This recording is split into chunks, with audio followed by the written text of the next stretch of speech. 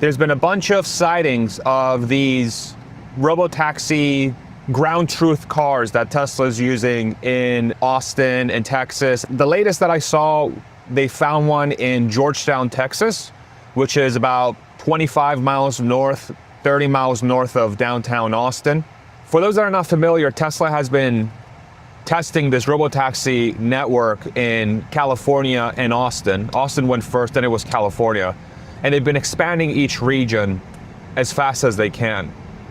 In Texas, the robotaxi network doesn't have a driver in the driver's seat. There is a rider in the passenger seat that's monitoring and making sure everything's working appropriately. They also have teleoperators at headquarters. But the interesting thing about the Austin region is that the person that's in the car right now, so me, this car's driving on FSD, it's driving itself, but I'm still responsible for the car. I have to pay attention. With the Austin robotaxi, they don't have that person in the driver's seat, whereas in California they do. And so what's very interesting is now we're starting to see clues that Tesla is really looking to expand this network without a driver monitoring the car. In Texas, give or take, has about a 3 million, 4 million person population in Central Texas.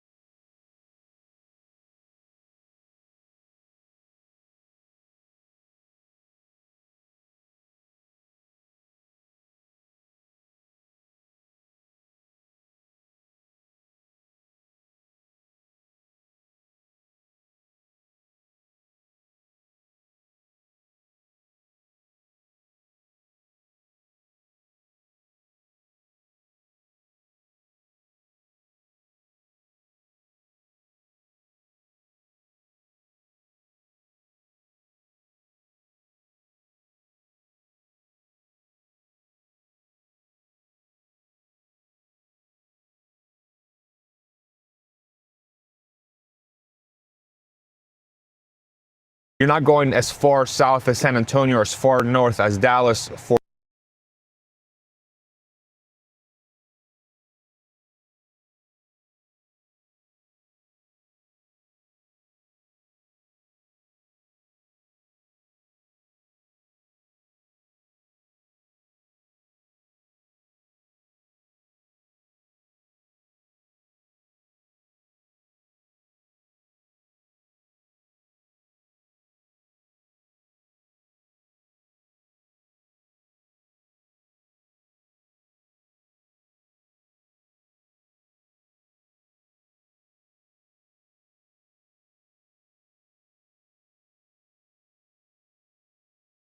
Fort Worth, but you're still getting a pretty sizable chunk of Central Texas. But what this is going to do is it's going to allow Tesla to have a very unique position in the rideshare market from a self-driving vehicle perspective that's going to eat away massively at Uber's market share in this area, for sure, without a shadow of a doubt. And the reason why is that we're already getting a lot of clues around how Tesla's going to plan to price this model, this robotaxi model. Since Tesla introduced variable pricing for their robotaxi network, which means that they're basically charging per mile instead of a flat fee. They used to have a $4.20 fee, then it went to $6.90, haha. But now they're doing a per mile price. It seems like they're doing a $1 upfront price cost, and then it's about $1 per mile. And then it looks like that dollar per mile shifts up or down, depending on how much demand there is for the service, how many cars are available to be hailed, etc. This is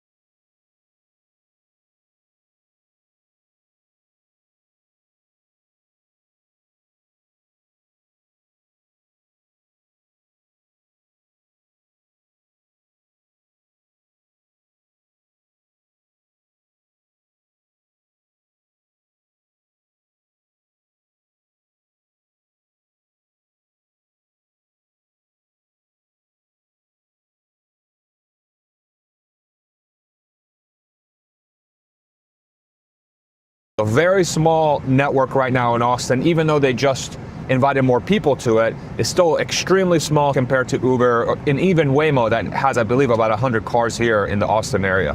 What that pricing has allowed Tesla to do is to have about half the cost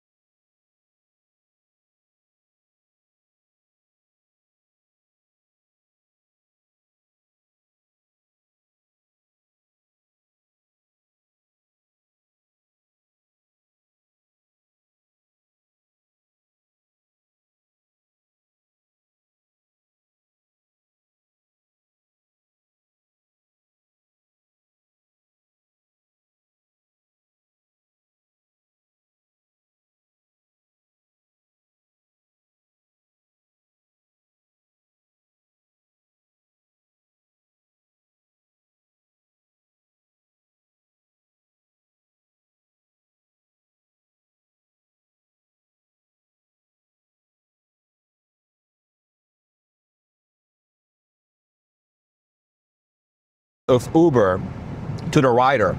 So in any given ride in this area, if you have access to the robotaxi network and you're able to hail a ride in the robotaxi geofence, a ride that would have cost you $50 or $60 with Uber costs $25 or $30 on the robotaxi network. It's very consistently about half the price. So what this means now is as Tesla expands the region and they get into your Georgetowns, they get into your Marble Falls, they get into your San Marcos, maybe they'll start connecting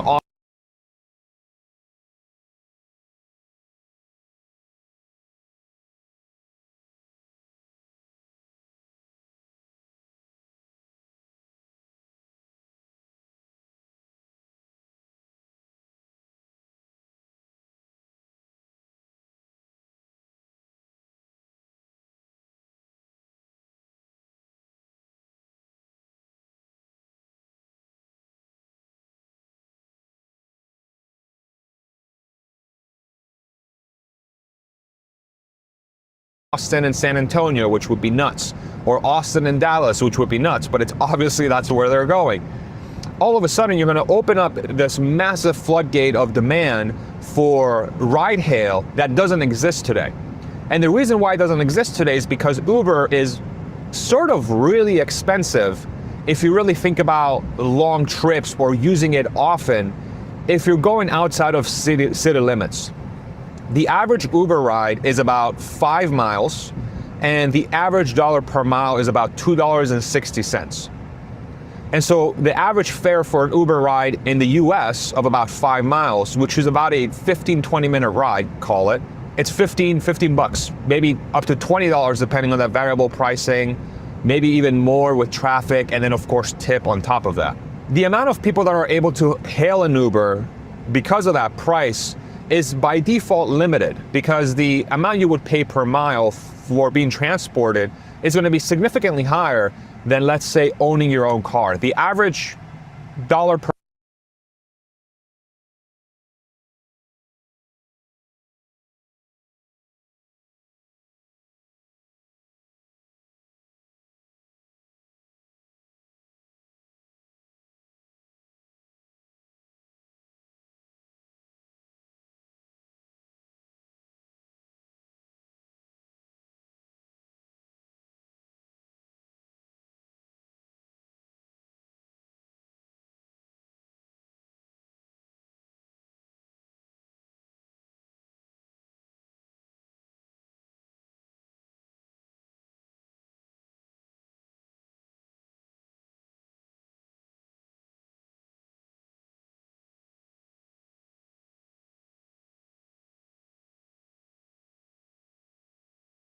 per mile of owning your own car, the average car in the United States includes used and new. This is for personal use, not for commercial use. For personal use, it's about 70 cents per mile.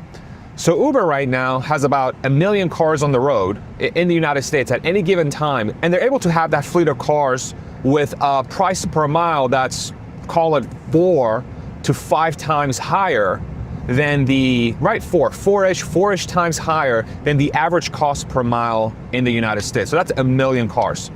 Now, we can very easily see that if Tesla were to cut that price per mile in half and take it from $2.61 to $1 or $1.25 or whatever that number is, all of a sudden you massively expand the total addressable market, or the TAM, of that service, because now you're allowing people that wouldn't have been able to hail an Uber to get to work or go to a place or go to downtown or go to the bar or whatever the use case may be. All those people that were priced out of that market all of a sudden have access to it because it's much, much cheaper. And in addition to that, the cheaper price comes with a huge bonus where Tesla is able to manufacture their own cars at will versus Uber having to attract drivers to their network. And Uber attracts drivers to their network by increasing the price that they would pay the driver by raising the fare for everybody. And this is something that's not well understood at all. I've seen people out there saying, Uber has this great business model, they have this moat, everybody goes on Uber to hail a ride. I think this is fundamentally incorrect. My hypothesis is the reason why people use Uber is because there's no alternative. There's no alternative to, I don't want to drive. There's no alternative to, I don't feel like parking, or I'm drunk, or my car broke down. There's no alternative. And so lo and behold, since there are so many freaking cars out there, so many modes of transportation out there that people traditionally use, when there are people out there that don't want to use those modes of transportation, meaning they have to actually physically drive the car, the only real alternative is Uber. And the reason why is because self-driving hasn't been solved yet. And so Uber's quote-unquote moat is not really a moat in the world of full self-driving cars. What full self-driving cars are going to allow a company like Tesla to do is to essentially flood the market with very cheap cost per mile transportation units that's going to fundamentally disrupt Uber. If Uber wants to get more people on their network, like I said, they have to raise the price. So like, just let's walk through this exercise real quick. You are a driver for Uber, okay? I'm gonna make some money on Uber. I'm gonna go out there and do some rides. Very cool. Uber says, okay, my standard wage today for there we go. that I think I can make as a platform, and this is how it works for Uber drivers. I think I can make about $2.50 from the riders per mile on an average. And I'll give you whatever the cut is. I think it's 70% or 60%, whatever the cut is, okay? Plus tip. Cool. So $2.50, I get 70% of that share. I make whatever, $1.80, $1.70, whatever that number is. So you can see, guys, if you have your own cars on the network, right? Imagine you have your own fleet. Obviously, it's going to be like an Uber and Lyft service, right? Except it's all autonomous and you don't have to worry about the driver. So in that case, now you don't have to pay the driver. So it's going to be the same thing. For example, let's say I hail a ride and now I'm going to go to ride that's about 5 miles or so. Let's say it costs $5. I'm just going to give you an easy estimate, right? Let's say it's $5. So that $5, Tesla's going to take a certain cut, just like Uber does, or Lyft, or whoever you're on that same platform. They're going to take a cut, right? But I believe that Tesla's not going to take a big cut on what Uber does, right? And this is just my opinion, guys. I think that they will have probably a 25% take rate. So 25% of $5, I think, is like $2 and something cents, right? So imagine then you keep the $3. Well, now you don't have to pay the driver, so you can just keep going with all those rides. $3. Let's just say if your car is out there 24/7, and I'm being really conservative on these numbers. Let's just say it's 24/7, but you only make $300, right? Let's say, or $400 in that 24-hour period. Doesn't even matter. The car's going to be out there. Let's say minus expenses and everything on that. Let's say you come out with net $200. That's after, Tesla takes its pay, and you have $200, net profit. Well, if you do $200 and you leave it on the network 100% of the time, that's $6,000 in net profit. Just think about it. That's $6,000 in net profit that you just made.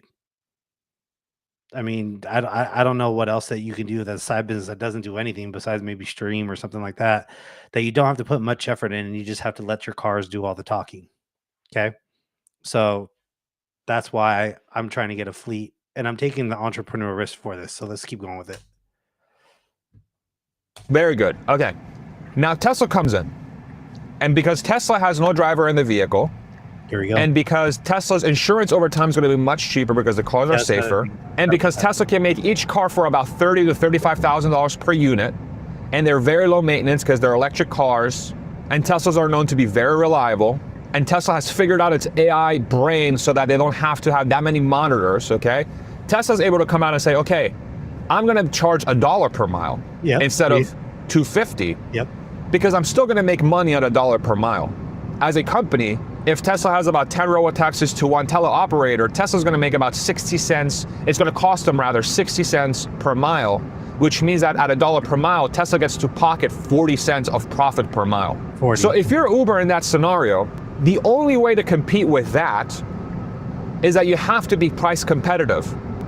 No one's going to choose Uber if robotaxi is at price or even slightly higher and especially lower versus Uber, because the self-driving car offers way too many benefits versus an Uber. Yep. It offers privacy. Yep. It offers a fully customized experience. You can choose your own music. You can set the AC to whatever you want it to be. You get very consistent cars. So Tesla has the Model Y in its fleet. So they come out with this Cyber. Yeah, and then you don't have to worry about me talking to you, all right? But this is this is what I'm trying to say. Like the cyber cab, I don't know if a lot of people have seen it. Might know my TikTok can see it, but the 2-seater, according to I think Uber, let's see, how many rides are 2 persons or less? On Uber. So I think that the total, I think what last time I saw was like 80% of rides are 2 people or less. So me personally, I'm probably not going to get in a cyber cab. I just like the space in my Model Ys that uh, we have in our fleet. I think it's just more roomier in that sense. I don't really like the Model 3s just because of the fact that it's just like a small sedan. Feels like I'm kind of in a tin can sardine. So that's the whole thing on that people might just take the Cybercab because it's going to be probably the cheapest car, right? To go, and supposedly production is not going to be till late this year. Probably, I'm assuming that's going to be in 2026, and that's just my opinion. For them to start production, I know that they're working on the production lines. It's a new unboxed system to where it's not going to be made the same way cars are made now. It's almost like in sections, and I don't remember if you've seen that. Maybe we go over a video on that. So let's just keep going with the video and go from there. Cap, so you know exactly what kind of car you're going to get every single time. It's going to be quiet because it's an electric vehicle. You're going to have a more upscale experience because Tesla vehicles are more like sort of like low to mid-tier luxury, sort of like think Lexus, Infinity type quality, maybe Audi if you want to give them a little bit of a benefit of the doubt. And so you have all those benefits. And then on top of that, the price per mile is going to be significantly cheaper. And so if you're Uber and you want to compete with that, the only way you can compete is by saying, I'm going to match you. I'm going to match you and I'm going to also do $1 per mile or $1.25 per mile. But what happens when Uber does that? There would be no drivers that would be willing to drive for the network because their time is simply not worth it. Yep. Think about that for a second. If Uber is forced to charge $1.25 per mile to compete against Robotaxi, and Uber gets to keep 30% of the profits, let's say, Uber can only give the driver like 90 cents per mile versus what would have been $1.70 or $1.80. So they basically have to delete $1 per mile of earnings for all their drivers just to compete with Robotaxi while giving an inferior experience because they can't offer privacy. They can't offer a fully customized experience, right? Because drivers are it's their car. They can technically do whatever they want. Right. You can be like, hey, I want this music playing. The driver can be like, it's okay, nah, I'm good. How often does that happen, right? Y'all know exactly what I'm talking about. And so what quality of car and what quality of driver are you gonna get when you suddenly cut the earnings of the drivers in half? Logic says you're gonna get basically no drivers on your network, and the drivers you do get are probably not going to give you the best experience, especially compared to Robotaxi. And so the rebuttal to that is like, well, Uber is going to have self-driving cars as well. The only way that that's ever going to happen, there's only one way that Uber can do this. Okay, Uber's teaming up with almost everybody right now, right? Lucid, Zeus. I mean, they're going to probably team up with as many partners as they can. Uber at this point is just better off buying Teslas and putting them on the fleet. That's the only way they survive. That same thing with Lyft. That same thing with Zeus. I mean, it would be quite odd that they, let's say, like just Hertz, for example, did the 100,000 Model 3s, right? And that went not so well for them, right? So that's the only way Uber will survive. That's it. There is no other way for them. They will have to get so many cars and really just slap their Uber logo around it, wrap it, and then just call it an Uber. That's the only way they survive. I don't know how else they will because yeah, you team up with Lucid. Does Lucid have driving FSD full self drive? No, not that I'm aware of. A lot of these automakers don't. Tesla's the only one that really has it. And I don't remember if I don't remember if Uber was I think Uber did team up with Waymo, but I know it's on their platform to hail it if you're in Austin, but Uber's not going to survive. Lyft is not going to survive. The only time that they're going to survive is if they grab Tesla cars. And who knows at that time that when Elon says, "Hey, Tesla owners, you want to support the network? You want to put your cars on the network to help support robotaxi?" It's live. Once that happens, I think so many people are going to get Teslas. And now you're going to have a backlog of people getting Teslas, right? And then that backlog means that the prices will go up. Then who doesn't say that the prices don't go up in order for them to, meet up with demand because demand is just so high. And who knows what they're going to do with full self drive? I mean, are they going to do tiers? Are they going to keep the same pricing? And when I say tiers for full self drive, currently right now, autopilot is for free, right? That just keeps you in the center of the lane on the freeway and adjusts your speed, right? And braking. But let's say, for example, you currently have supervised FSD for $99, but when unsupervised comes out, what is that going to be? Obviously it's got to be over $100 because the current supervised version is $100. So is it going to be 200, 300, 500 a month? I mean, that's why if I always suggest to people, if they do get Teslas, that you guys should just get the one-time fee, because in my opinion, either it's going to go away or it's going to be like $20,000, $30,000.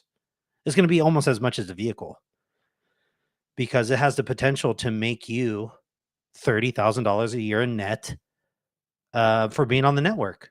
So let's just keep going with that with Farzad. If Uber wants to compete with Tesla, they'll just, they'll partner with Zeekr. They'll partner with all these other Chinese automakers to make self-driving cars, and they'll partner with Zoox, and they'll partner with, Baidu. All these companies, and Waymo, right? All these companies whose scale, the amount of cars they can make per year combined is less than 1/20th to 1/50th of Tesla's current capacity. So scalability is huge, right? I would say scalability is huge. Pricing is huge. I'll give you a good example. Currently, right now, a Waymo car to be fitted with LiDAR and to be on the Jaguar I-Pace, which the I-Pace they don't make no more. So Waymo's got to go somewhere else to go find a new car to add the sensors on. That's going to take time and research and camera placements and everything for that LiDAR. So one Waymo vehicle is going to be $180,000 per car. And I don't know how much Waymo can pull out. Let's see if I can try to find that. I don't know how many Waymo vehicles can it produce per year. So it says Waymo's new U.S. manufacturing facility, when at full capacity, will be capable of building tens of thousands of autonomous vehicles per year. The facility is 239,000 square feet. Let's just say 10,000. It says right here, building 2,000 Jaguar I-Pace robotaxis by the end of 2026. So it's 2,000. That's it. Tesla does that in a shift, in a day. So a good example is I'm assuming that Austin could pull out easily 500 a shift if they do 24/7. So that's $1,000. That's 1,000 cars per day. So it would outpace them in 2 days than they do in a year. The Model Y costs currently right now, if you get full self-drive, one-time fee is like $55,000. So I don't know why people think that Waymo's ahead. Yeah, they have nobody in the driver's seat. That's fine, but scalability, it's not going to compete with Tesla. So what does that mean? Even if Uber wanted to compete with Tesla in robotaxi, they don't have enough cars. They simply would not have enough cars to be able to offer those rides to compete against Tesla. Not only that, automatically by doing that, by introducing the scale of a fleet that's going to be a fraction of a percent of Teslas, if you want to be cost competitive, you immediately disrupt your existing network by pricing your existing drivers out of the fleet, because none of them are going to be able to afford to drive a car to compete with your own self-driving cars that are a fraction of a size of Tesla's cars. As I said, we are in a point to where this is going to scale up really quickly, because literally in the snap of fingers, it's just a software update and it's good to go, that car. Now, granted though, there is two separate issues with this. There's hardware 3 cars and there's hardware 4 cars. So hardware 4 cars are currently in the cars that are in robotaxi as we speak now, and it's way better than the hardware 3, which I don't think is going to be able to be robotaxi ready. That's just my opinion. Other people have different opinions, but that's just mine. I don't think hardware 3 is going to be able to do the job that hardware 4 is currently doing now. So that is just my take. Maybe the hardware 3s get a current upgrade to hardware 5, because hardware 5 will be out by next year. I mean, I just don't know. I want them to concentrate anyways on hardware 4 anywho, in order for that to be super good. So I hope this video makes, there were comments that came out of the Uber CEO where he said, like the hardest thing about solving for autonomous is hardware. We don't really have that's the thing we got to work on. There isn't really out there, nobody out there that's, that can help us or is available out there for us to partner with, or that's going to be the big, question of the time. You guys, there's a company that has already solved that. I'm driving in their car right now. Exactly. It is absolutely mind-blowing to me that there are people out there that think that Uber has any future in front of them. The only future they have is that they have to have a gigantic pivot. Hans Nelson, my co-host on the podcast, talks about this on our previous pod. They have to have a gigantic pivot away from self-driving cars or even drivable cars into something completely different, drones, as an example. But again, let's think about that for a second. If you are a company that can make transportation units at scale, drone company, vehicle manufacturer, bus manufacturer, just name a transportation unit, either through the air or through the ground, and you're able to manufacture enough to compete with Tesla or be, let's say, half the size of Tesla, why on earth would you give up your advantage of scale by partnering with a third-party company when you can make your own app? And when you make your own app, you are the company that controls the ecosystem and the means of production. You can manufacture units at will. If I'm a company, let's say Farzad's self-driving cars, and I make 100,000 units per year of self-driving units, and my biggest competitor is Tesla, they make 2 million units per year. That's okay. You know what I'm going to do? I'm going to take those 100,000 unit per unit scale that I have, that I make every single year, and I'm just going to strategically go into cities that I know I'm going to be able to serve and compete against Tesla. Your San Frans, your Austins, your Miamis, your Las Vegas, whatever. I'm going to keep those units, those places limited, and I'm going to launch my own app. Why? Because I have the scale. I have the scale to be able to serve a big enough geofence so that people don't have to wait 20 minutes, 30 minutes for a vehicle. And I'm able to compete on price against Tesla because I'm making enough cars to keep my cost per units low, and I don't have to pay a driver. And then on top of that, I don't have to give up 30% of my margin or whatever to Uber so that they can just run an app. It's crazy. As soon as the only issue with this is that Farzad's talking about is the software. The full self-drive software and hardware is the key of it all. Let's say, for example, like he said, he had his own company, he has his own fleet, he has his own fleet of cars, right? The issue is that he has to license that full self-drive software and hardware from Tesla in order for his cars to full self-drive. I don't think a lot of people are just understanding this. You have to license their software out. If you don't license their software out, the car is as good as nothing, because Tesla's current software and hardware is what makes the car.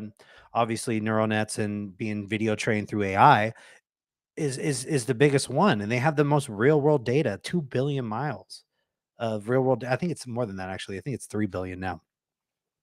But you can have your own fleet of cars, but without the hardware and the software that you license from Tesla, your car's as good as done.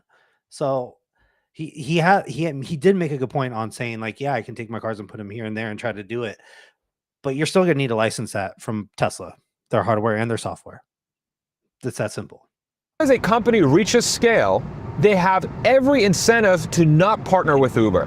And so it becomes just painfully obvious that in the world of autonomous transportation units, drones, vehicles, you name it, Uber is worthless. Exactly. They're worthless. The only thing they're going to be able to survive on in the next few years is their Uber Eats division. And the Uber Eats division that's even a question mark too. In the model that I have, let's say Robotaxi's live. Let's give it a good example. Robotaxi rideshare is live. Okay. That's one part of the business, right? The second one is food delivery, right? Car pulls up to, say, McDonald's worker puts it in the frunk, with the drinks. Cause I've done that type of food delivery. Then the front can handle majority of the food with the drinks in there, because it's angled so where the drinks don't really spill over. So you have the food delivery. So first is rideshare, right? Uber and Lyft. Then you have food delivery, right? Which is Uber Eats and DoorDash and so on and so forth, right? I think the third one is going to be package delivery. Now, this could be a little bit of a like iffy, right? Package delivery with and without Optimus is what I have in the business plan. So you can have a Tesla pull up, have a package, say from Amazon or Walmart or Target or whatever the case may be that you do online. The worker puts it into the car, takes it to your house, saying it's here. You grab it out of the car and you go. Okay, that is one part of that is that. So I can only think of those three, but the other one is inference, where it uses the compute power to help or help train AI. That's a fourth one. So that's four separate streams of income, right, from one vehicle. Okay, this is why I say that I'm going to leave my cars on the network 24/7 when this is live. The only time that I will use the cars is if I need to do something, if I need to get picked up and go to the store, or if I need to go somewhere else, or whatever the case may be, a long road trip. I mean, I just don't know. Worst case, I have a gas powered vehicle. I mean, that's ultimately what it is, and let my cars make money, or I just keep getting more cars in the fleet, and maybe one is designated just for me or whoever to use to get around, and the other one is and all the other cars are just on the network 24/7. goes away, completely away, once you can put a Tesla bot in the car. Just get out of the car, pick up the thing, put it in the car. Get to the destination, get it out of the car, drop it off, go back in the car. Okay? It's not that hard of a problem to solve. Hard. Okay? Yeah, so then the biggest question becomes, what happens to our economy when drivers, delivery drivers, taxi drivers, Uber Eats drivers, Uber drivers, freight drivers, commercial vehicle drivers? That includes semis. That definitely includes semis. Tesla's coming out with their own semi. And what I can predict from that is they probably first could do a driver inside of that vehicle or inside the semi, but then you have maybe 2 or 3 or 4 or 5 semis behind it that are following your truck. It's called the caravan, almost like a train, right? Is following that lead car, and that lead car, those four or 5 or how many semis are behind it, have nobody in the car. and it's fully going autonomous following that lead car. You see where this dystopia could take us, right? From cars to humans being replaced by humanoid robots. There's so much. There's just so much to think about in this realm. Drivers. What happens when all these jobs are no longer needed? Yep. Because there's going to be a company or a series of companies that are going to render that labor essentially obsolete because the human won't be able to compete on price because their time won't be worth. Like they literally would not be able to survive if they were drivers in that world. And if they chose to drive for a living in that world, they would make so little money that they won't be able to really do anything. So that's my rant. That's my rant for today. It's a good rant. It's a very good rant. So, as I said, some of these the videos that I'm sharing with you guys, this is what I'm thinking about constantly to try to get more cars, save those cars, and just continuing with my fleet. So I think that was that one. Let's see if we can see another one that we have. So you can see if you haven't seen some of the videos. Okay, everybody, a couple things. If you haven't seen some of the videos that Farzad and a couple of influencers are posting on their experience with Robotaxi, we're going to watch that now, just to give you guys a little bit of a heads up on what it's getting into, on what. If you haven't seen these videos, this is why I'm trying to get to you guys to see the bigger picture. Things that happened today. Elon got his new comp package approved. We'll talk more about that in a second here. And also there's an expanded Robotaxi map that I'm going to navigate in this video as we talk about the news. Real quick, I want to show you what this ride's going to look like and the price of it. And we're going to compare it to Uber. Let's go back to that. Let's see if we can try to find that. So you can see here, right? Well, not my TikTok people, but you can see on how Austin is expanding, right? In the Bay Area. Oh, no, this is just Austin for right now. But you can see how big that it's expanding. I think everybody knows what shape that could be. I always think that this is somebody flipping me off and giving me the bird.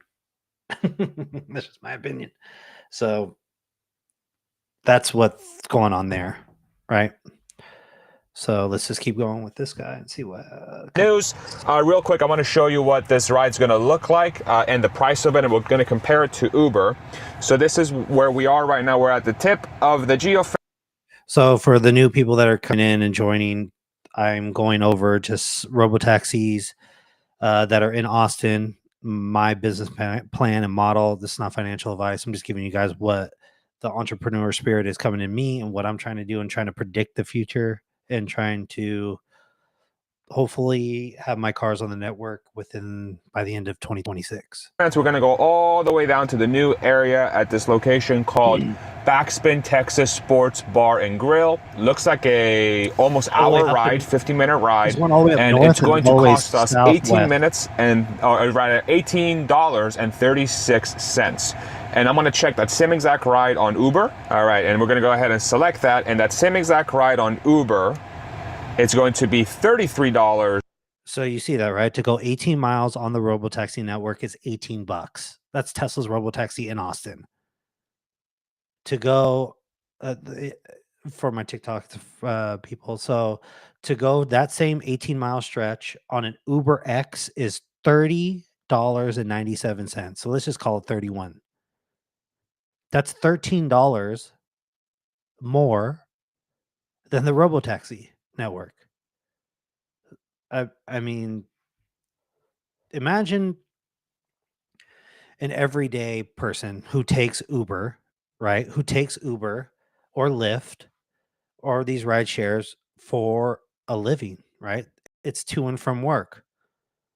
Maybe they spend, it just depends on how far they go. I mean, let's just say the average is $20. $20. That's for one way. So $20 there, $20 back. That's $40 a day. Let's say if they work 5 days a week, let's just do that. That's $100, right? No, 20, 40, $20 there, $20 back. That's $40 a day times 5, $200. Excuse me. That's $200. Sorry. That's $200 a week that they pay in transportation just to get to work. And let's just say they make $20 an hour. Let's just say $20 an hour, right? So that's $160 a day times 5. That's what, 800?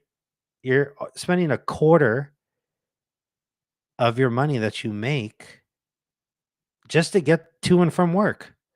You're really working for free a quarter of the week. I mean, that's just crazy. So imagine you take that same ride and now it's only $10, right? It's only $10 one way. So $20 a day. You cut everything in half. That's huge to somebody, right? That's huge for somebody that is making $20 an hour to spend half of their money now, savings, on getting to and from work. That's massive to that person.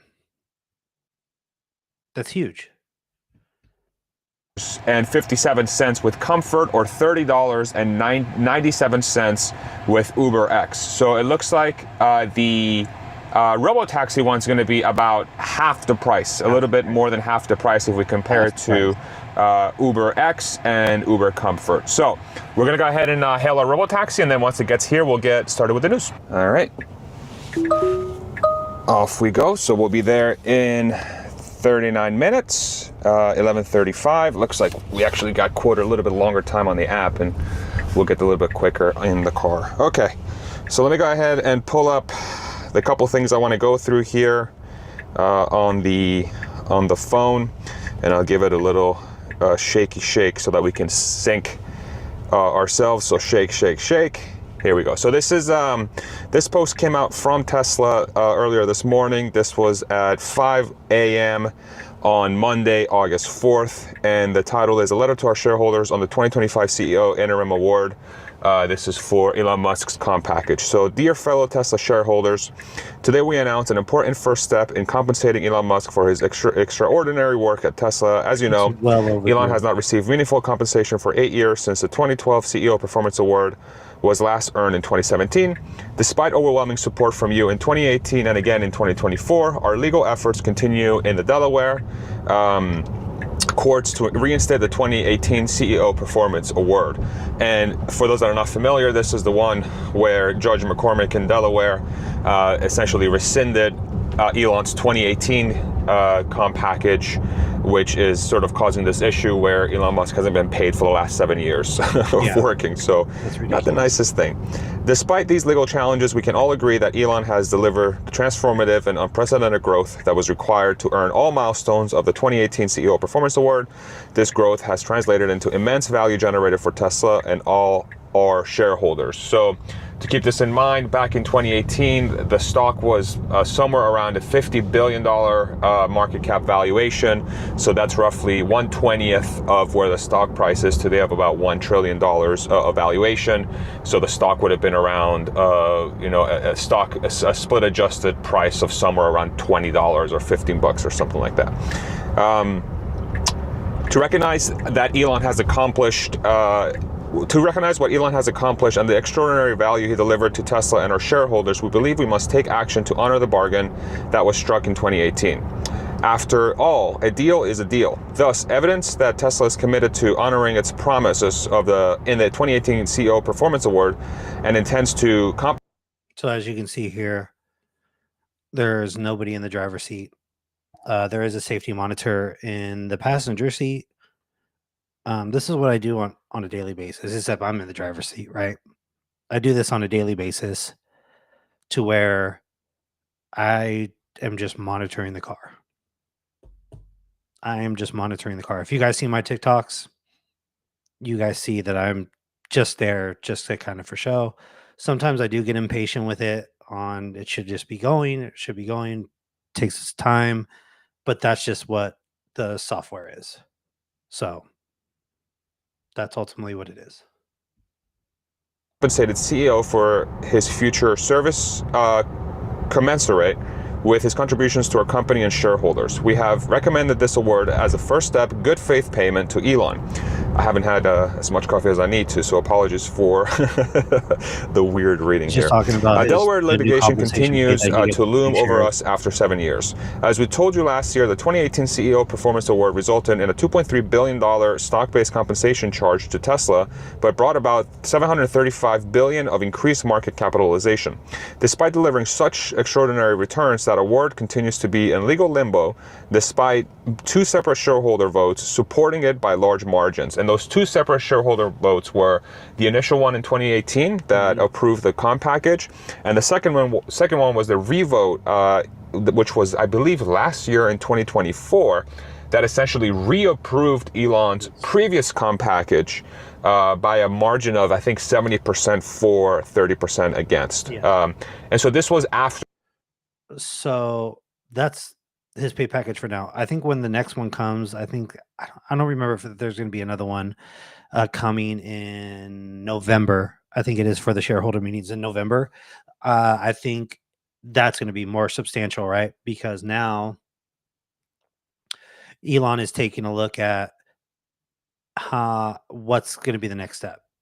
Next steps is obviously getting autonomous vehicles out on the road, cybercabs out on the road, and getting this robotaxi network up nationwide. Then after that, go into full scale production for Optimus. And I think once Optimus starts to go into full production, it is going to drastically change this world. I mean, that's the only thing that I can just think that it's going to drastically change this world that I don't think a lot of people are prepared for. That's for sure. A lot of people are not prepared for that humanoid robot experience. The whole Delaware thing, this was after the whole, Twitter thing and the politics thing. Tesla shareholders were still overwhelmingly in favor of Elon getting paid for previous work. Furthermore, we have no clear timeline for resolution, as we are still awaiting not only for a ruling, but a hearing date to be heard in front of the Delaware Supreme Court. Regarding rewarding Elon for what he has done and continues to do for Tesla is the right thing to do. And retaining Elon is more important than ever before. Today, Tesla is at a critical inflection point that has the potential to create continued extraordinary value for you, the shareholders. Through Elon's unique vision and leadership, Tesla is transitioning from its role as a leader in the electric vehicle and renewable energy industries to grow towards becoming a leader in AI, robotics, and related services. To succeed, it requires a leader who combines strategic foresight, adaptability, and relentless execution to outperform competition and inspire the team. Elon has demonstrated these unmatched leadership abilities time and time again, with his unparalleled track record of delivering shareholder value since he joined as a founding figure and spearheaded the transformation of our extraordinary company. And this is one of the biggest fours for Elon as a leader at Tesla. This is something I share. I think it's going to be extremely difficult for investors, the board, to find anyone nearly as talented or nearly as capable as Elon is in being able to lead Tesla into this sort of AI age that the company is entering. And I totally agree with that. Minus whatever you think of what happened with him and Trump and all of that. This I would say the Thomas Edison of our time is going to change this world dramatically, and I hope it's for the better. The humanoid robots is definitely a slippery slope, because I think a lot of people are going to be misplaced and out of jobs because Optimus is going to take over. And this is just my opinion. I think that we're going to have a universal basic income by 2035, no later than 2040. I think we're going to have a universal basic income because of Optimus. And I don't know how you guys feel about that. I mean, the more free time it is, and imagine you can have unlimited goods and services that are so cheap, and you can do whatever you want in that sense and not live life almost with a lot of people from paycheck to paycheck. And you can do whatever you want and still have plenty of enough money because goods and services are so cheap. When it gets into the Optimus videos, I do have my commentary on that. And once we get to that, it'll be a different story. But I think in the generation of the plan of what is going on right now, robotaxis are first. Especially with a humanoid robot and this car that you can see without a driver. So that is shared by many people that are current Tesla shareholders. And while these impending changes are exciting, the outcomes are not guaranteed. It is imperative to retain and motivate our extraordinary talent, beginning with Elon. The war for AI talent is intensifying, with recent months including multi-billion-dollar acquisitions of companies and 9-figure cash compensation packages for non-founder individual AI engineers. This is that famous story about Zuckerberg poaching OpenAI employees for like $100 million, $200 million. Yeah, so there was one, I think, Instagram post that I saw that this one 24-year-old turned down $120 million to come work for Meta AI. I mean, 120 million. I think he actually took 200 million. That was his salary. $200 million. That's absolutely ridiculous. For the AI. I mean, I personally think he's wrong with the wrong AI company. I think XAI and Grok is going to be far superior than ChatGPT, than Llama, which is Meta's, I think, AI. And Grok's already in the car, in all of my cars. So, and you can see by my TikToks and my long form conversations and with Grok, and it's Ara, ARA, and I have conversations with her to and from my full-time job. And we talk about AI, we talk about Mars, we talk about autonomous vehicles, we talk about humanoid robots.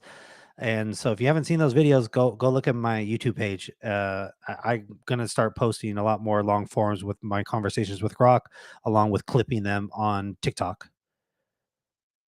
So Grok is going to be in our cars talking to us humans and having a conversation and doing everything that we need to do, that pretending that you had your own personal driver. Technology is going to get crazy, guys. In the next 5 to 7, 10 years, you guys have no idea how crazy it's going to get. Our roads are not going to look the same, and maybe even our society might not look the same. It will all be for the better. In my opinion, I think it's all going to be for the better. Dollars because of how crazy this is.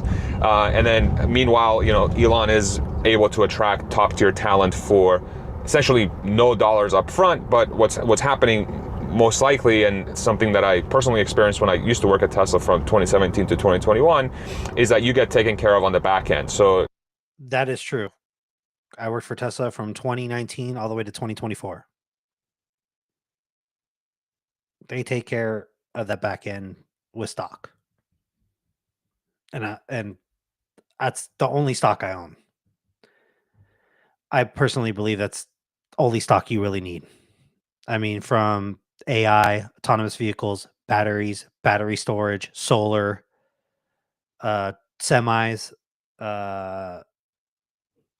So, I mean, they're in a whole bunch of different sectors that are going to change the trajectory of each of those sectors, without a doubt. Megapack is definitely, that deployment is definitely you better watch out for that sector, because those Megapacks are going to probably be a hidden gem for Tesla to thrive even higher, and it's going to go under the radar because robotaxis is going to dwarf it in revenue. Because imagine you have millions of autonomous vehicles that are just constantly making you money, and you're taking a piece of that cut every single car, every single ride. Yeah. They give you stock, and if the company does really well, then everyone shares in that, in that wealth essentially. And so, and then you're also voting for working for a visionary leader and all that good stuff. Even among this group of highly talented individuals, no one matches Elon's remarkable combination of leadership experience, technical expertise, and arguably most importantly, decades-long proven track record of building the most revolutionary and profitable businesses across different industries. While we recognize that Elon's business ventures, interests, and other potential demands on his time and attention are extensive and wide-ranging, including his leadership roles at XAI, SpaceX, Neuralink, X Corp, and the Boring Company, as well as his other interests, we are confident that this award will incentivize Elon to remain at Tesla and focuses on unmatched leadership. So one question in the chat was from Tesla UK member: how many miles can I do in a Tesla battery? Let's say if you have an 80% charge currently right now, and the long range is about 260 miles. Real world miles about 220. That all depends on how you're driving. If you're on full self-drive or not, it's most efficient to be on full self-drive. The battery lifespan is about 500,000 miles in a vehicle that has I think it's a 2970 cells. Yeah, 2970 cells that are currently in the Model Y. The 4680 cells are currently in the Cybertruck and the Semi. So that's where I think is going to happen. Just gonna buy 5 Teslas and put them on Robotaxi. That's the way to go. That's what I'm doing. Shaquille, I don't know if you're still in the chat or whatnot, but that's definitely what I'm doing with all my cars, is putting them on the network 24/7. Currently at the lease option, it has gone up. It's not $299 anymore. I think it's $300. Let me just double check. Sorry, I'm answering questions to you guys while we're doing this on TikTok. Tesla.com. I think currently, let's see what the price would be for a Model Y and a Model 3 to lease. To lease a Model Y is $399. It was $299. I knew it went up. I just didn't know how much it went up, but it's currently $399. So if we wanted to take a look at it, we can do it this way, this route. Let's see if I can try to get this guy going. So you can see that for a Tesla Model Y, it is $400 to lease a rear-wheel drive. Actually, sorry, that is to lease a rear-wheel drive. For a long range, it is $450 a month. That's for the lease. Let's see if we go to Model 3. I think the Model 3 could be a little cheaper. Let's see what we have. Oh, so I beg to differ. You are right. C squared. It is $299. Oh, sorry, user 9555. The $299 is currently for the standard range or long range rear wheel drive, which is only one motor. So you are technically right on that for the $299 for the lease for a Model 3. So that is currently correct. So C squared, if you take a look at it this route, right, you can see if you go to Tesla's website, you can actually see how much it'll be if you wanted to take a look at that.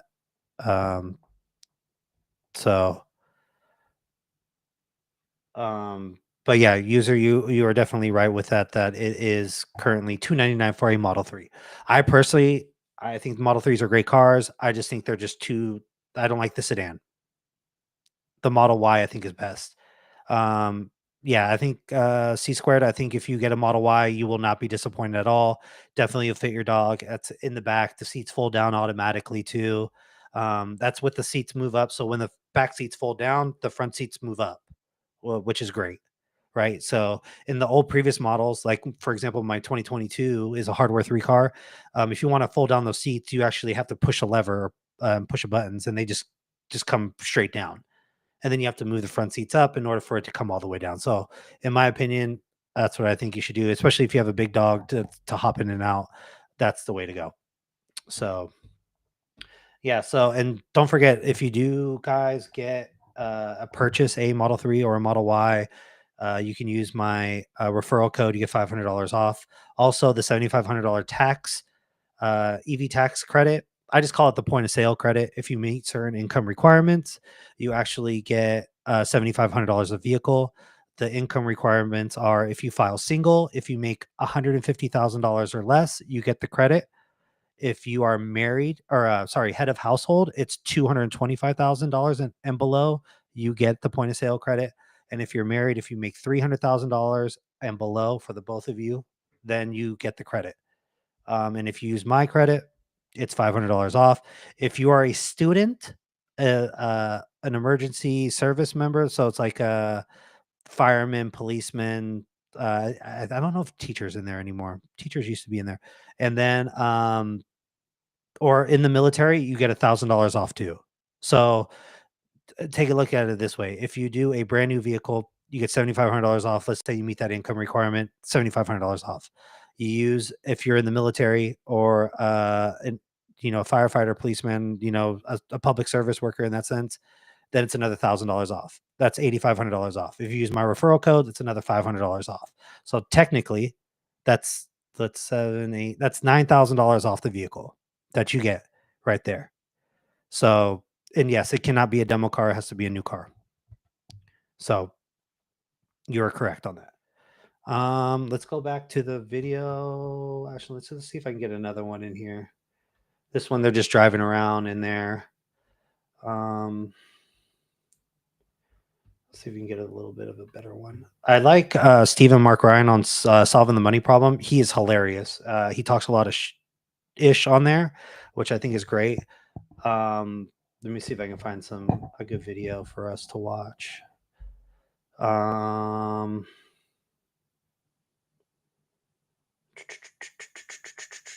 So we can actually watch this.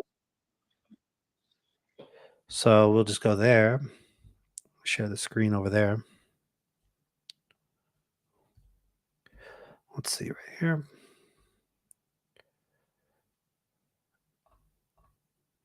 So here we go. Elon says, I think this is probably correct in response to Cole, who said $150,000 invested in Tesla stock right now will most likely make you a millionaire.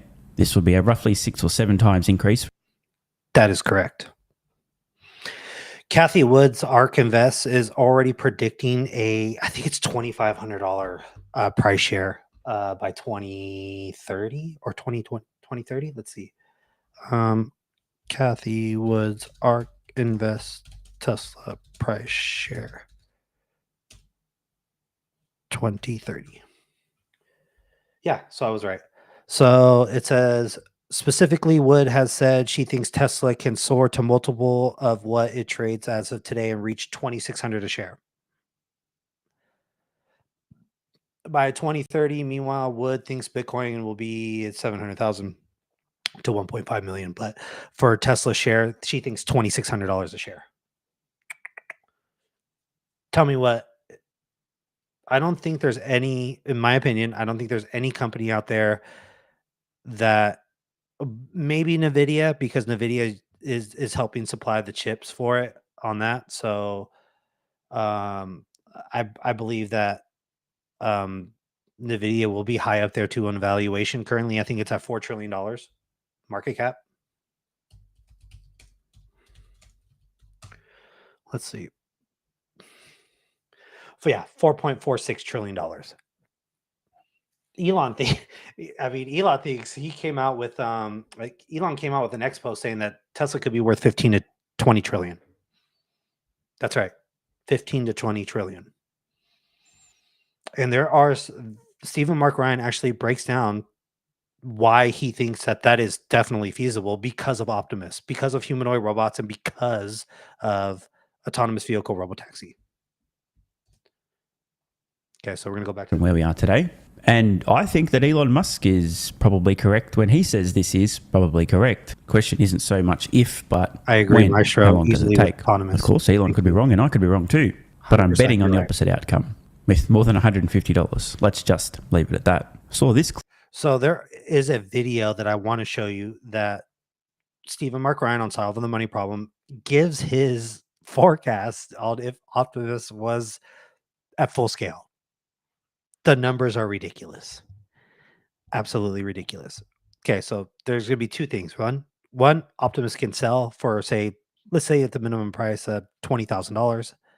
Let's say $15,000. Full scale, $15,000. But that doesn't even include the software that goes in it. If it wants to be a chef, a landscaper, a homemaker, whatever the case may be, those are going to all have softwares that, just like in an app store, downloaded to the Optimus and then use it for that realm of whatever you want to use Optimus for. Lease finance. Can one Model Y pay its monthly note? I personally, C squared, I would not just lease. That's just my opinion. I bought all mine. I think that the lease, I think you can buy out your lease at the end. You just got to double check on the lease with Tesla. I think you can, but I'm not quite sure.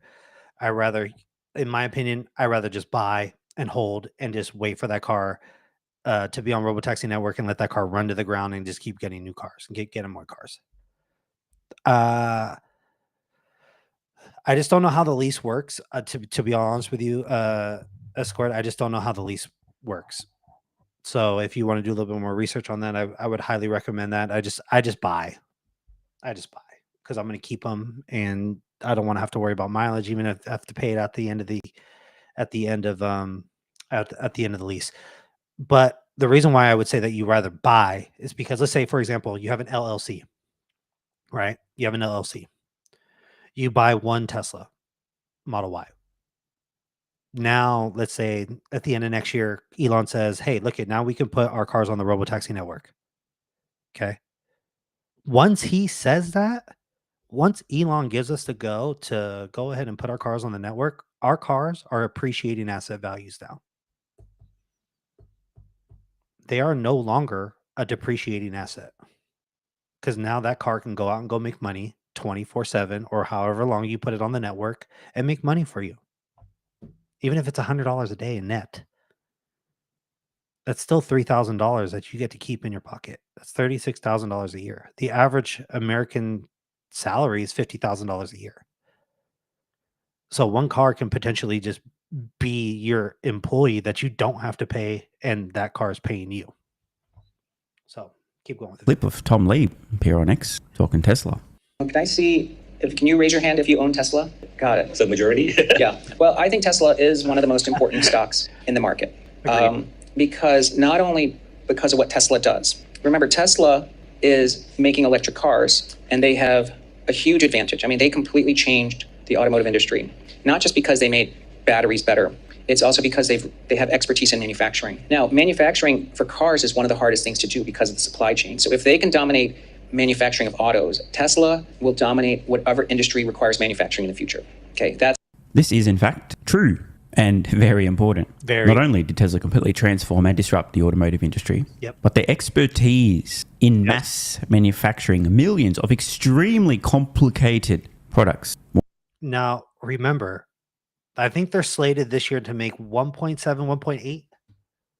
I think it was the forecast for this year. All cars, majority of them are Model 3 and Model Ys. When the unbox system comes out, actually, I should probably find the YouTube video on that. If the unbox system, when it does come out, and those affordable models that are coming out, like the Model 2, I think it is. I think that's what they're calling the Model 2 or something like that. It's the cheaper version car for the masses, $25,000 vehicle. Once that unboxing process comes about, I think they were trying to say that it could do a car a minute off the line. Let me just see. Tesla's unboxing system can make how many cars per, let's say, per day?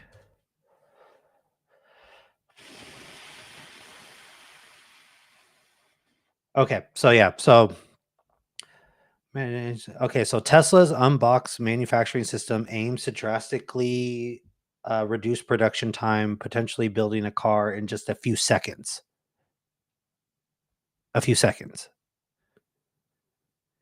While the exact number of cars per day is not specified, the goal is to achieve a cycle time of about one car every 5 seconds. Let me repeat that. One car every 5 seconds. Currently, right now at Shanghai, here we go. This is a significant improvement over their current best performing plant in Shanghai, which has a cycle time of 1 car every 33 seconds. 1 car every 33 seconds right now at Shanghai, but the unbox system can potentially make 1 car every 5 seconds. That's a 6x of what it's currently at now. 6 times more cars. 6 times more car. Let's see. On Kick, Future Achiever, I kind of want to just jump the gun on the Model 3 unless you oppose. As I said, the Model 3 is a great vehicle. The Model 3 is a great vehicle. So is the Model Y. If you prefer that, that sedan, low to the pace or low to the floor kind of car, go for it. And yeah, that's I don't know if they do free FSD transfers right now. But if you say they do, then that's awesome. And you're a military veteran, so thank you for your service on top of that. So you get $1,000 off, $7,500 of tax point of sale credit, EV tax credit, and that's a free FSD. If you do free FSD transfer, or if you just buy it, that right there alone will pay for your full self-drive for $8,000. If you use my referral code, which is not on the chat, if you do use my referral code, it's another $500 off. Let me see if I can try to get it in there.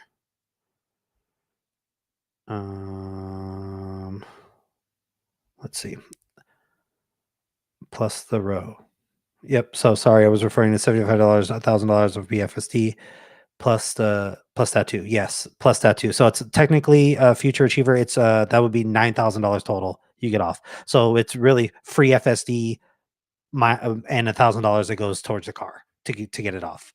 Let me see if I can try to find that. Let me play this video, and I'll see if I can try to get it on the chat. More profitably than any other company on the planet, making same products, is not to be ignored. Now, hypothetically speaking, let's just say that there were another complicated product that maybe even would also require some of the same components. For example, I don't know, electric motors, batteries, an AI computer, optical cameras. Of course, this is all just hypothetical. And let's just say that this hypothetical product that definitely doesn't exist and it definitely isn't a humanoid robot likely had future demand.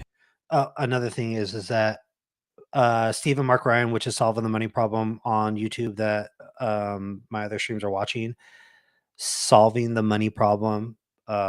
He is all in on Tesla stock too. And I think he's got does he have tens of thousands of shares? I don't remember. All I know, he's got a lot of shares. I think it's 10,000. I could be wrong though, but I know he's got a lot of shares in the thousands.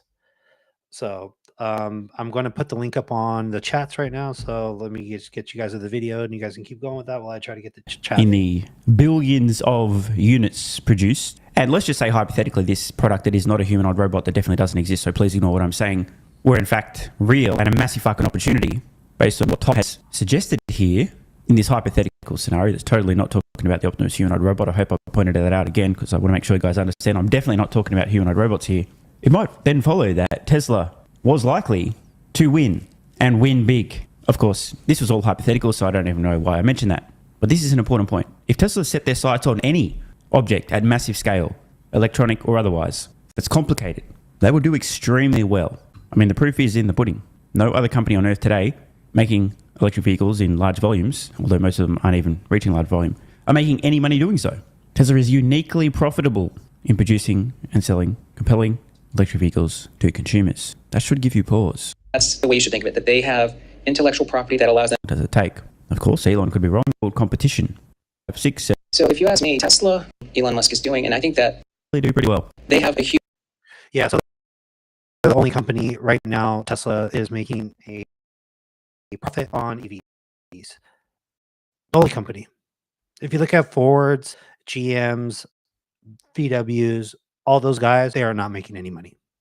Nope, they're not making any money. They're actually putting more money into hybrid and gas-powered vehicles than they are EVs. At this point, I predict that the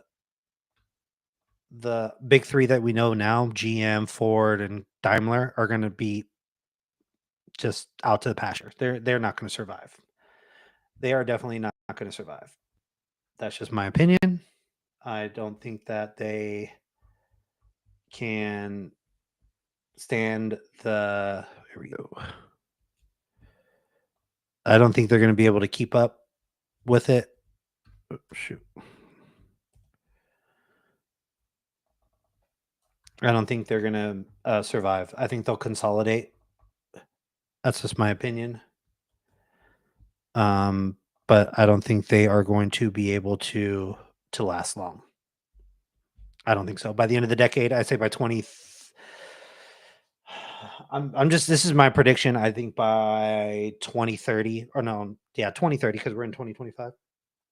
I think by 2030, they are going to be just non-existent or consolidate into one company. And even then, I think they're not going to survive even when they consolidate.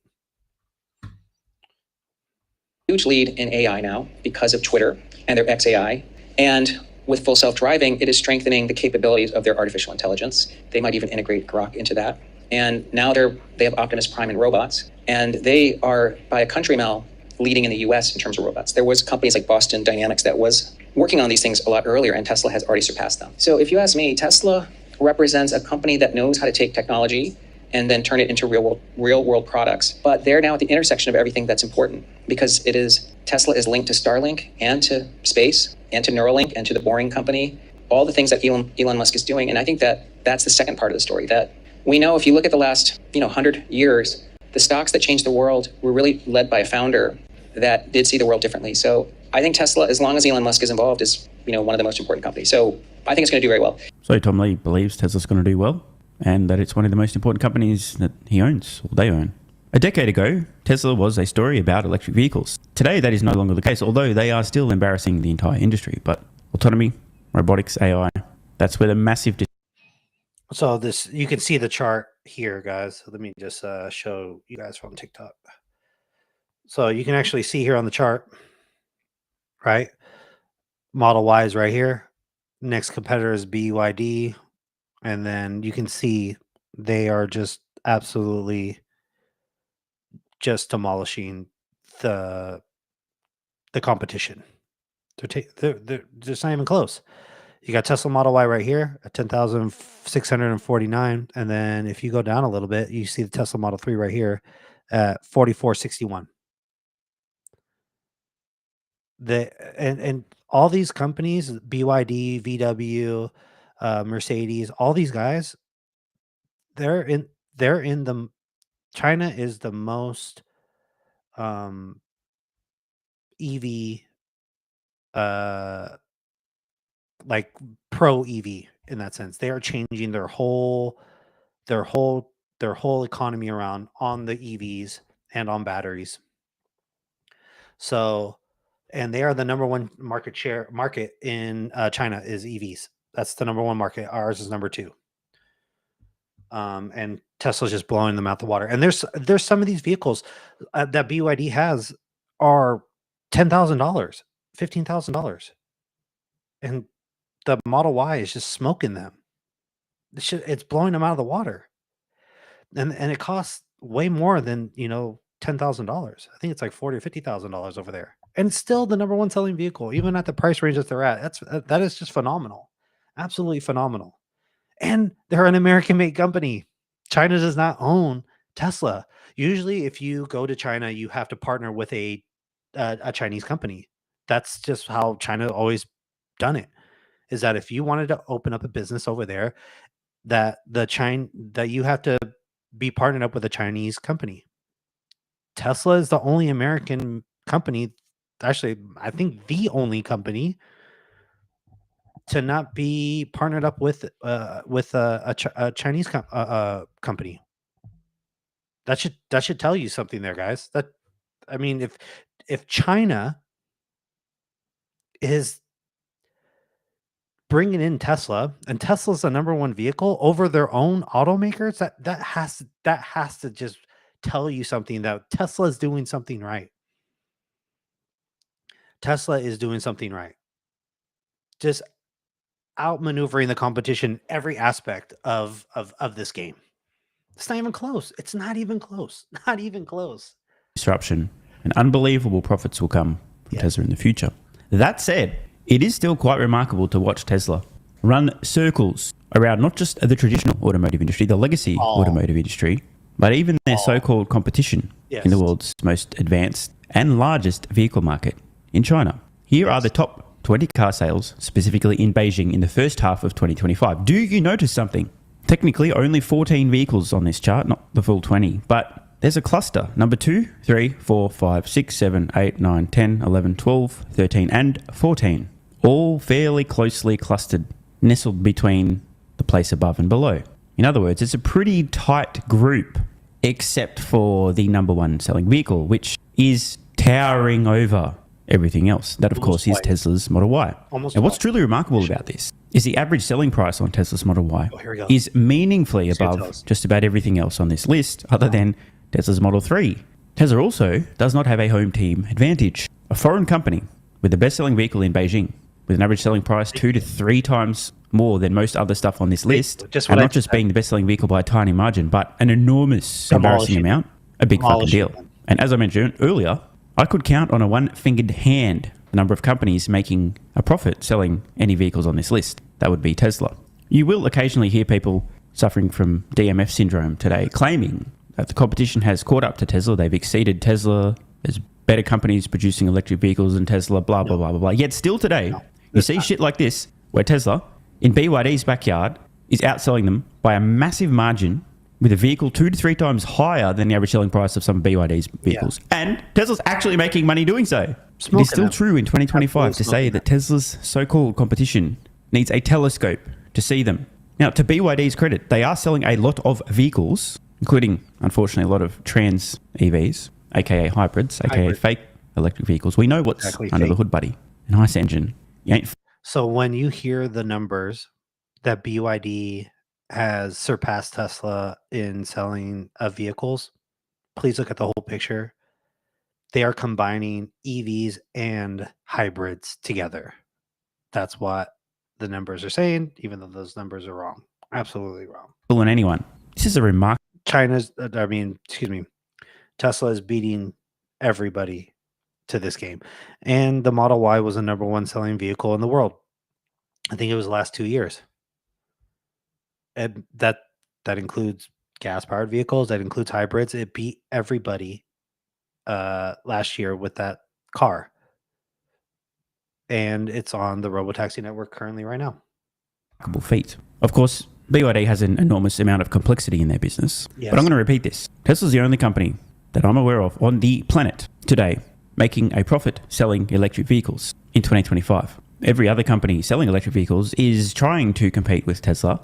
And because Tesla's dictating pricing terms in the industry, the amount of value they offer is unmatched. You either match Tesla on price/performance, or you sell a vehicle for half the cost or a third the cost to the consumer, lose a lot of money doing so, and you'll sell some of them. But clearly that's not a sustainable business model.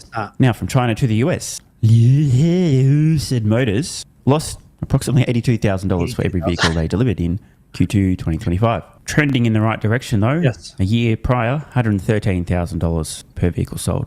Yikes. But I tell you what, I feel bad for Lucid. Some good engineering, some hardworking, dedicated people who really believe in the mission, but bro, they're so fucked. And I actually think that the PIF, the Saudi Public Investment Fund, being Lucid's sugar daddy, has probably been their biggest curse, after all. When you have an infinite cash machine paying your bills, certainly isn't a strong incentive to be extremely resourceful. My prediction is that Lucid will limp along for the better part of a decade, continuing to suck on the teat of the Saudi Investment Fund. Yep. And at some point, they're likely to cut their losses. Good thing is, that's one very deep-pocketed sugar daddy. I've been saying from day one, I wish Lucid well. I hope they're successful, but hope is not a strategy, and they're almost certainly completely fucked. Some context, I guess, would be useful. Q2, Lucid produced 3,863 vehicles. Delivered, let's just say most of them. Until Lucid can bridge the gap between a few thousand vehicles and a few 100,000 vehicles per quarter, I don't see how they continue to remain viable as a company. I wish them well.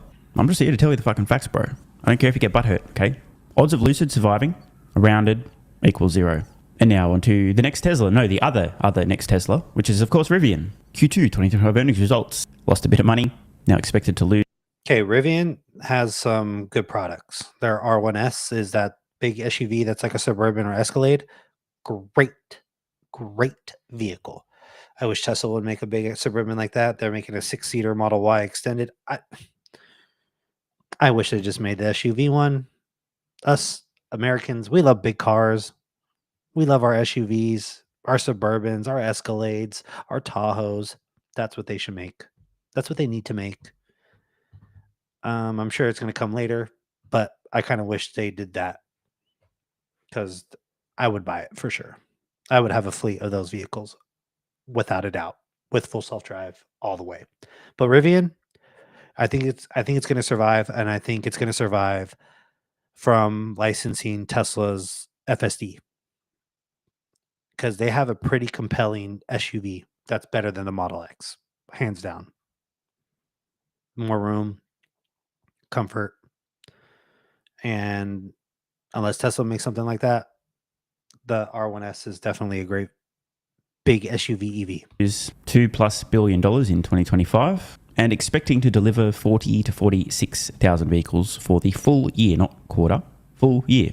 So again, Rivian doing well, making progress, but a very long way to go before they have a hope of survival. Again, not a hater.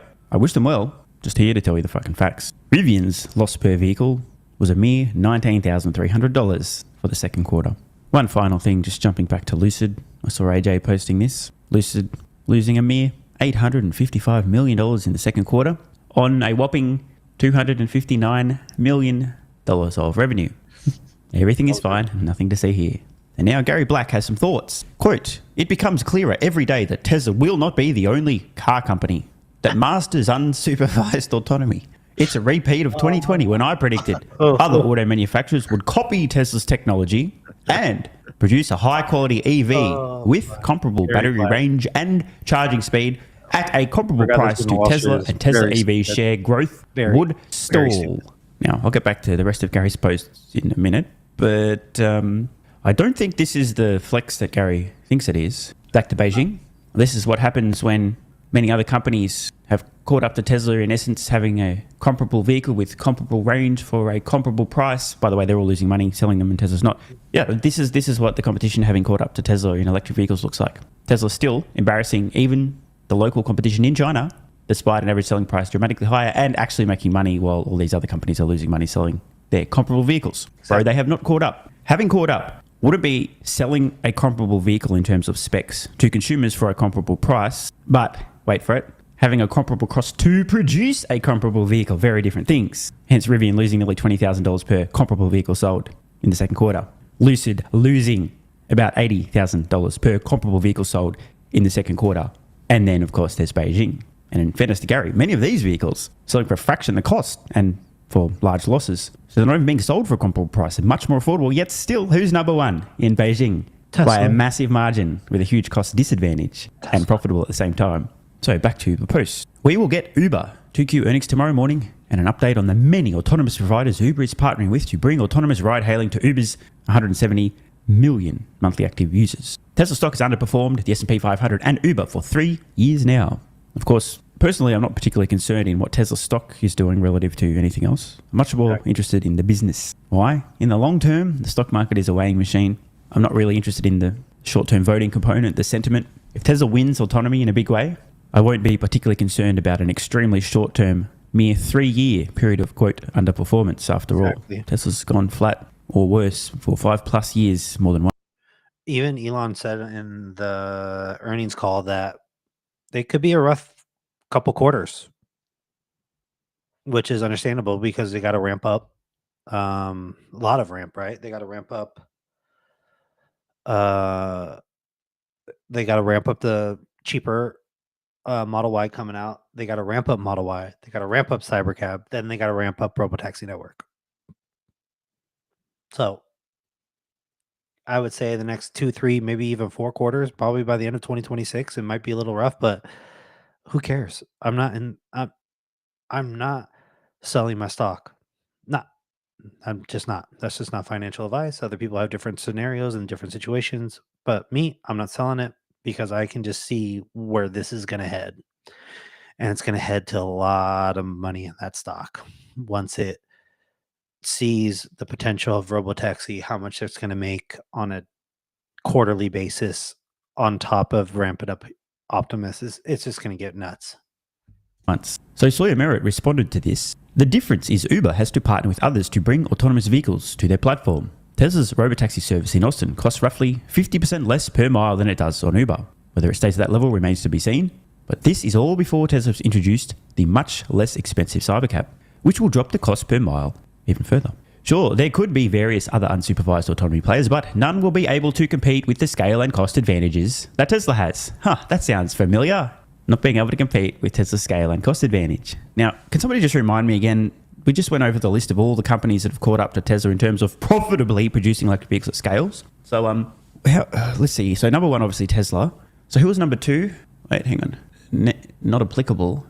What's that mean? Number three, not applicable. Four, not applicable. Five, why not applicable? Oh, that's right. Because literally no one else is even making money selling electric vehicles at the moment besides Tesla. But don't worry, it's not like autonomy's a very complicated problem to solve. In fact, car companies who haven't even figured out how to copy Tesla's alleged electric cars and produce them profitably will certainly have no problems whatsoever solving autonomy, because it's not like that's orders of magnitude more complicated than building products, solving real world AI. But oh man, this does my head in. Let me sum up my thesis. If Tesla successfully solves autonomy at scale, and if Tesla can produce vehicles today, a fraction the cost of, say, a company like Waymo having to pay somebody else to manufacture a vehicle to cover incentives to operate a Waymo vehicle, by the way, that's true, Tesla has a massive cost advantage just on the hardware. And that's using today's Model Ys that they're selling to consumers. The very same Model Y that's taking a dump over the local competition in Beijing right now. So if Tesla has a massive hardware cost advantage, and again, the hardware cost advantage we're talking about is literally the same hardware that's dominating in Beijing, that Tesla's so-called competition is losing $10, $20, $30, $50, $100,000 a pop per vehicle sold, then Tesla will have a cost advantage per mile to consumers to use their service. And if, according to Gary, Uber will be offering autonomous rides on their platform from companies other than Tesla, I don't think these companies are all in the business of charity, so they're going to be wanting to make some money along the way, right? Like, is Uber going to take a platform fee, meaning the companies offering services on the Uber platform are going to have even less margin to work with? Again, Uber and Lyft, I think the only way they survive is they buy Tesla cars and just slap their logo, wrap their car in either Uber or a Lyft. That's it. That's the only way they survive. I mean, can somebody tell me different? Because I don't see it. I don't see how Uber, Lyft, Zoosk, Waymo, I don't see how any of these cars can survive once Tesla scales out Robotaxi, expands the geofences, and goes into all these different states. I just don't see it. Now, if somebody in the chats can tell me that I'm wrong, I'm all for it to hear, but I'm not in this fleet business of getting Teslas to do what I'm doing now with them. The ultimate goal, the ultimate business plan that I've been doing, not financial advice, the ultimate business model that I have is buying a fleet of Teslas and putting them on the Robotaxi network when we can go ahead and support it. Some of you guys might just tell me, "Hey, look here, Rob, I don't think it's going to happen. I don't think you're going to be able to put your cars on the network." That's a risk I'm willing to take. That's the entrepreneur in me to say, "Hey, look I'm seeing things that other people are not seeing." Except I am seeing it. I'm in the car every single day. And that car is driving me from point A to point B and driving better than me and has 9 eyes compared to my 2. I mean, I don't know what else to tell you. And even when I do give rides, when I do, they are just amazed by it. They can't believe. Some of them don't even know that I'm just monitoring. That's it. And a lot of people are shocked. In terms of cost per mile to consumers, because Uber's taking a cut? Or is Uber just going to do this out of the goodness of their heart? In short, Tesla's going to have a massive cost advantage per mile for their Robotaxi service, just like today they have a massive cost advantage producing their electric vehicles at scale. And this is not in the domain of hypothesis for their electric vehicles. We know everyone's losing money other than Tesla selling EVs at scale.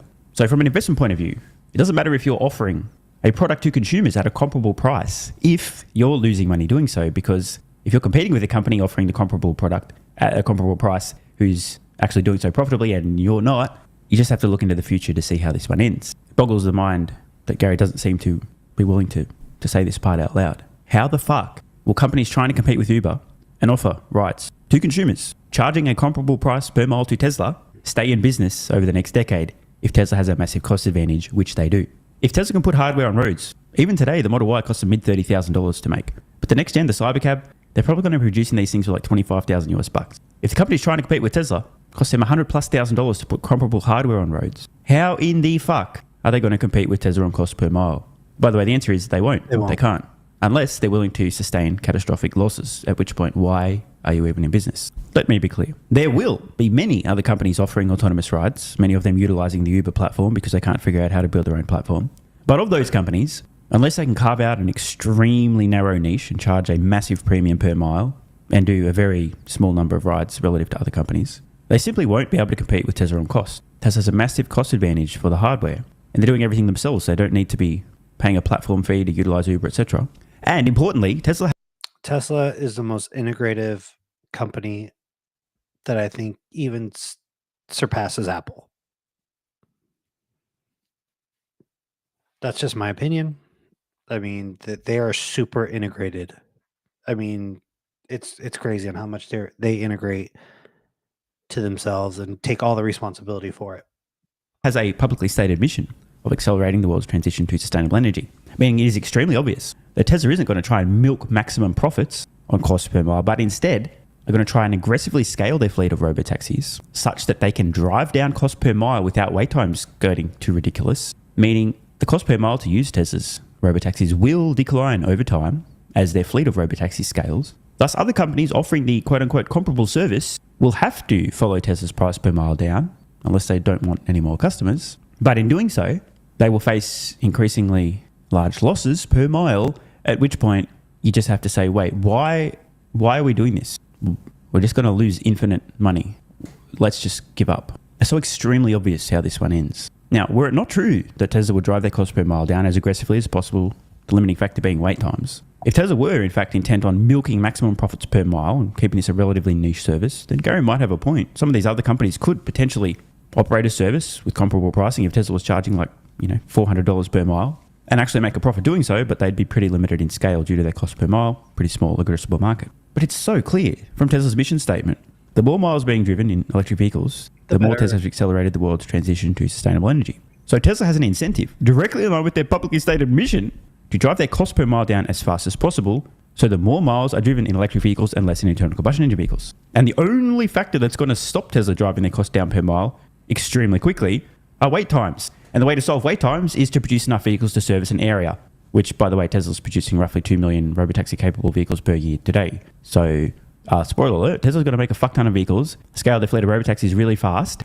drive their cost per mile down as fast as they reasonably can without wait times getting ridiculous, and every other company trying to compete with Tesla on cost per mile for robotaxis will be chasing them down with cost per mile, just like today companies producing electric vehicles have been chasing Tesla down with cost per vehicle for comparable specs, and while doing so, losing money.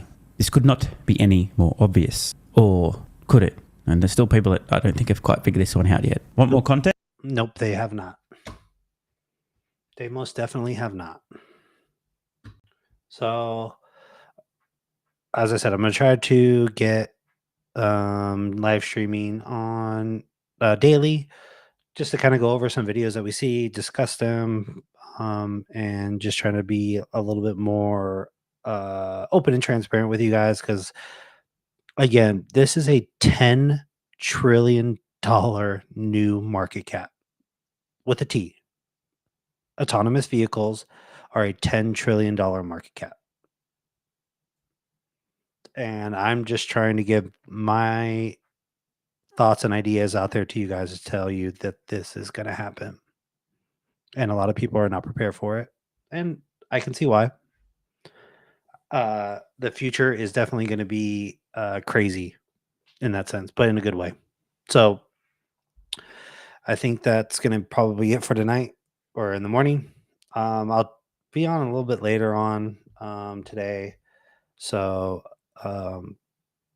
yeah, hope to guys see you there. I don't know what time I'll be on. Probably in the morning. Probably I'm going to sleep for a little bit and then probably wake up, go drive a little bit, and then come back and do some live stream.